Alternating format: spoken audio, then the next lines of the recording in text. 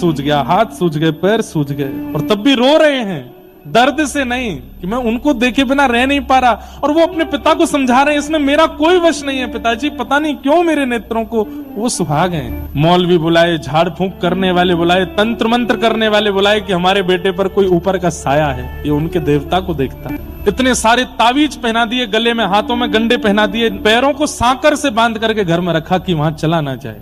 तंत्र मंत्र वाले आ गए, झाड़ फूंक करने वाले आ गए।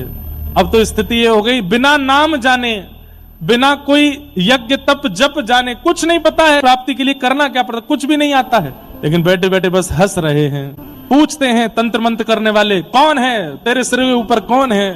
तो बोले घर से निकल के जब मदरसे के रास्ते पर जाओगे तो बाएं हाथ पे एक मंदिर पड़ेगा, वहां जो खड़े हैं वही हैं, वही हैं, तन में, मन में, जीवन में, बुद्धि में, चित्त में, नेत्रों में, बस उनके अलावा कुछ नहीं, उन्हें देखना है।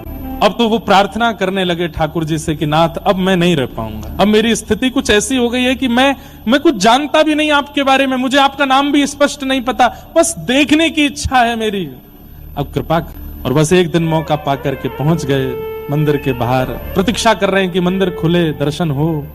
घर से भाग करके मौलवी आदि सब ढूंढ रहे हैं कहाँ हैं, छुप करके बस प्रतीक्षा कर रहे हैं, एक बार झलक दिख जाए प्राण त्याग दूंगा।